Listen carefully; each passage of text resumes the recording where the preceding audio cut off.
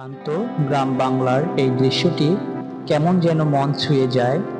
খড়ের ছাউনি ঘর, তাল গাছের ছায়া আর সবুজের ঘেরা প্রকৃতি, এই ছিল আজকের জল রং আঁকার বিষয়।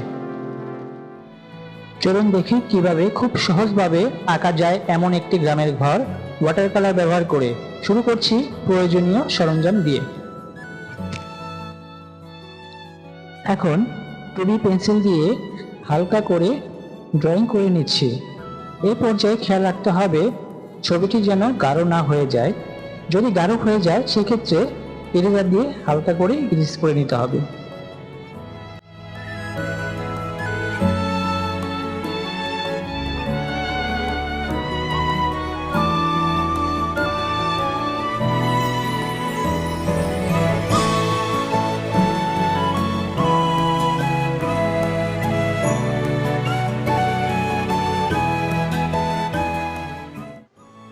প্রথমে আকাশ ও ব্যাকগ্রাউন্ড ওয়াশ করে নিচ্ছি। হালকা সবুজ ও হালকা নীল ব্যবহার করছি যেন গাছের ফেডিং এফেক্ট আছে। এরপর ঘরের কাঠামো আঁকছি, হালকা স্কেচ, খড়ের ছাউনি ও ডান দিকের গাছ।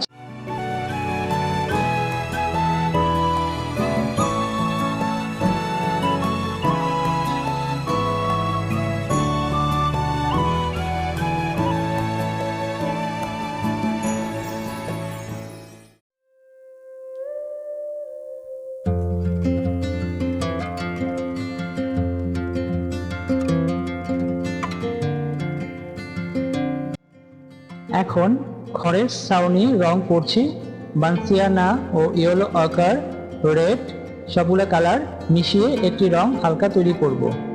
বাম দিকের ছায়া গাঢ় করে তুলেছি শেপ গ্রিন দিয়ে।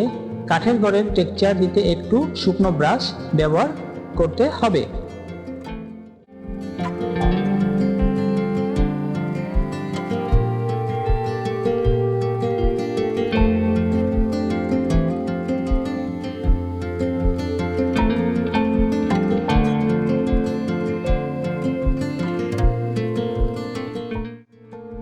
এখন গাছের পাতা ও পেছনের তাল গাছ আঁকছি রাউন্ড ব্রাশ দিয়ে। ছায়া ও আলোকে ভারসাম্য রেখে শেষ টাচ দিতে হবে।